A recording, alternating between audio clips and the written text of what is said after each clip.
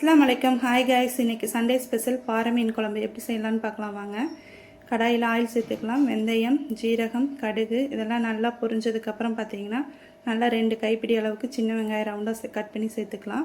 1 கைப்பிடி அளவுக்கு பூண்டு சேர்த்துக்கலாம். 4 பச்சை மிளகாய், கொஞ்சமாக கருவேப்பிலை சேர்த்து நல்லா ஒரு மிக்ஸ் கொடுத்துக்கலாம்.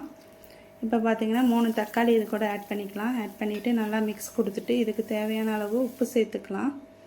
இப்போ நெக்ஸ்ட்டு பார்த்தீங்கன்னா மஞ்சள் தூள், மல்லித்தூள், மிளகாய்த்தூள், பெருங்காயத்தூள் இதெல்லாம் சேர்த்துட்டு நல்லா ஒரு மிக்ஸ் கொடுத்துக்கலாம். நெக்ஸ்ட்டு பார்த்தீங்கன்னா ஒரு முருங்கைக்காய் சேர்த்து தண்ணி சேர்த்து அது நல்லா வேக விட்டுக்கலாம். இப்போ பார்த்தீங்கன்னா புளியும் தக்காளியும் நல்லா கரைச்சி எடுத்து நல்லா காய் வெந்ததுக்கப்புறம் அது கூட ஆட் பண்ணிக்கலாம். இப்போ பார்த்தீங்கன்னா சின்னதாக தேங்காய் சேர்த்து நல்லா ஃபைன் பேஸ்ட்டாக அரைச்சி அதையும் அது கூட ஆட் பண்ணிக்கலாம். இப்போ நல்லா கொதி வந்ததுக்கப்புறம் மீன் சேர்த்துட்டு ஒரு கொத்து கருவேப்பிலை, 2 கொத்து கருவேப்பிலை அப்படியே ஆட் பண்ணி சூப்பரான மீன் குழம்பு ரெடி.